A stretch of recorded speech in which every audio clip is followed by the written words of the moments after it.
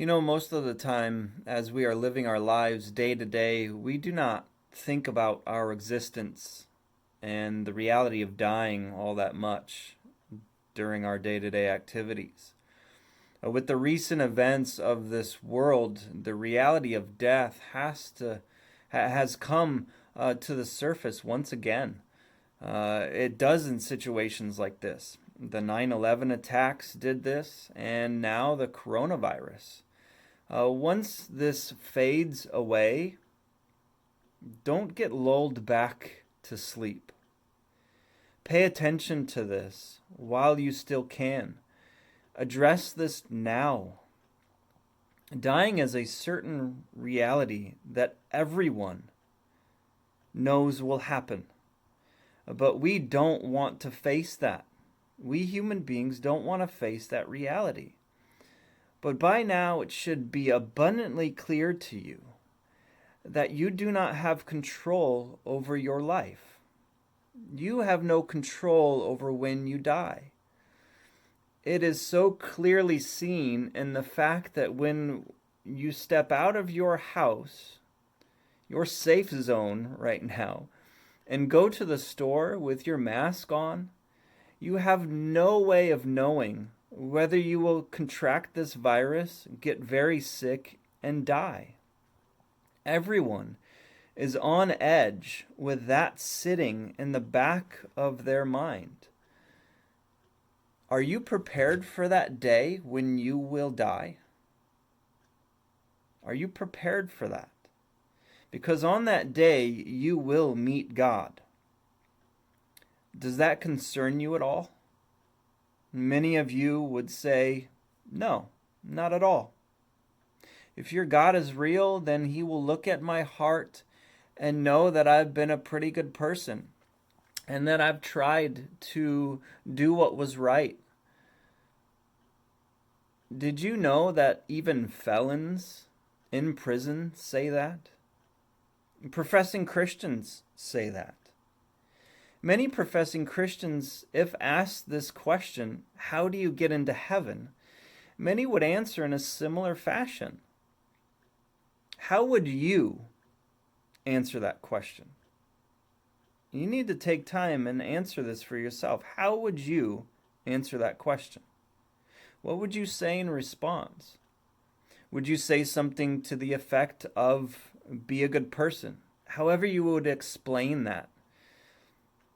Would you add Jesus into the mix, but say the same thing like, you have to believe in Jesus and try to follow his example the best you can, as sincere as you can.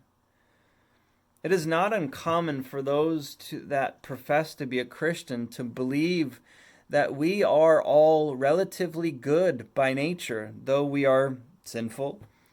But we are all relatively good by nature, and that our salvation depends upon our action in some way or another. Still, many today, more generally, believe that to get into heaven, God just wants us to try to do good and be sincere in our efforts, and hopefully the scales tip in our favor. How are you doing on that endeavor of being good? To that, many would say something like, not as good as I should be doing. That is a common response by many, many people, millions of people. And just by saying that, many admit that there is a standard that is outside of themselves, that they are not meeting that standard. They're not meeting that standard of and the requirements good enough. So they should be doing better. And they ought to be doing better. And they admit to this. Many do. In this lies yet another problem. How can you make amends for past failings if up to that point you haven't done good enough? Or a bigger question, how do you know you've done good enough to get in, period?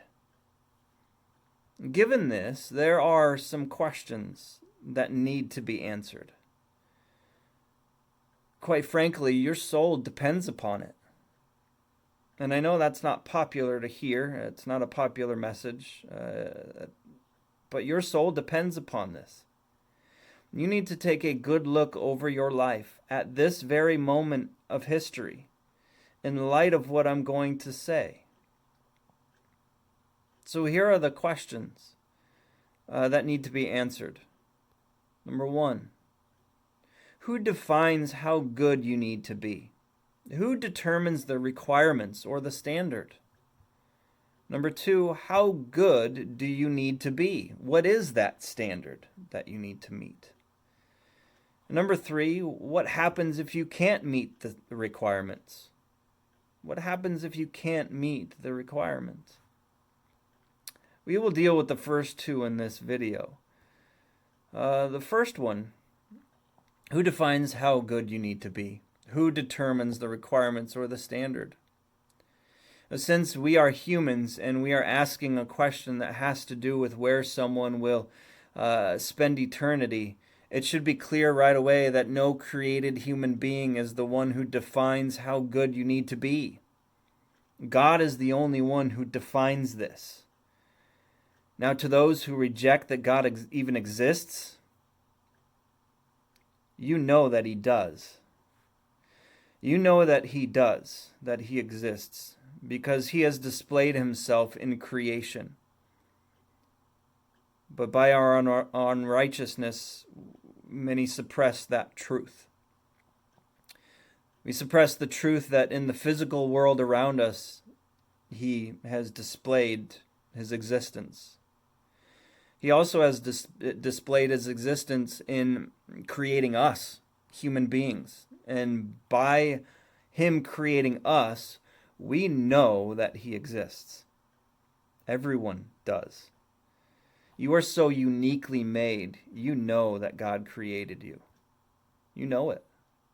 You also know that He exists by your conscience.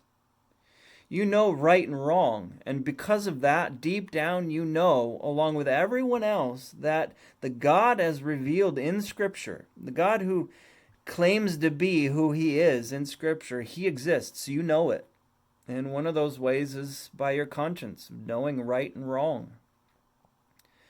This flies in the face of subjective reality today, the idea that we ourselves determine our own truth, which is incredibly false.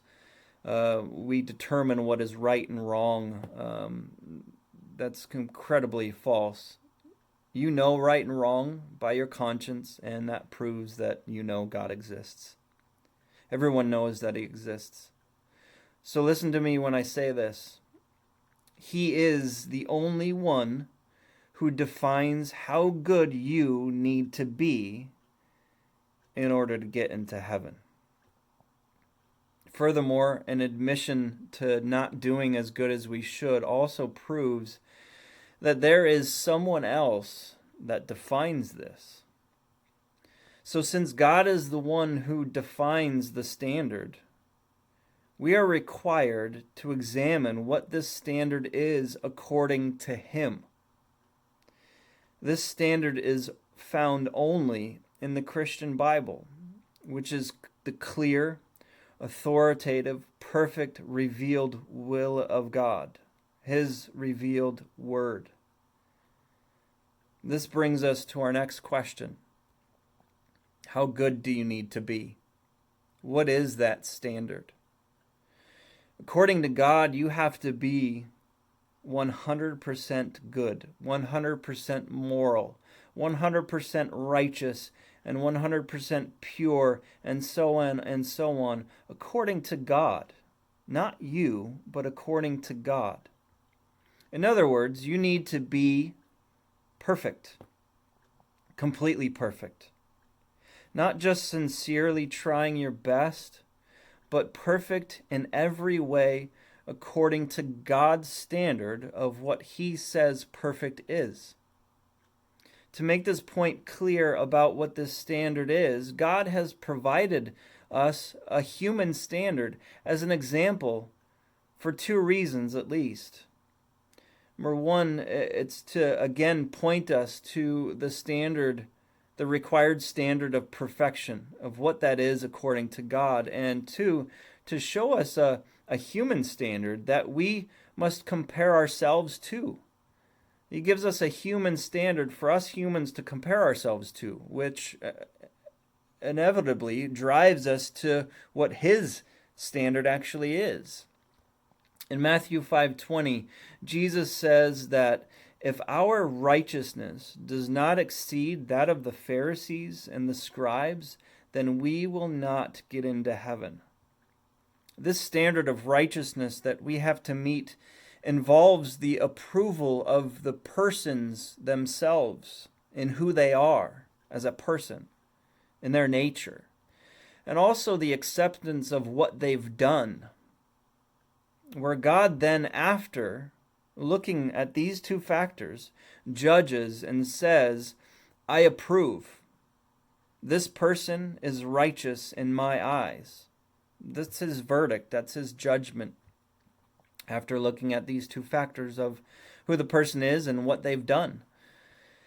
Now, this presents a major problem when we compare ourselves to these Pharisees and scribes that Jesus mentions. If any person is compared to them, then no one is getting into heaven. That's the whole point of why Jesus raises this. These were people that obeyed God's law in a very strict manner. They even added their own laws to his law because they were so zealous in their obedience and trying to do good. And they showed religious passion far beyond anyone else by their sincere and disciplined dedication to praying, fasting, and memorizing a massive amount of the Old Testament. Any of us are put to shame by them, no matter who we are or what we've done.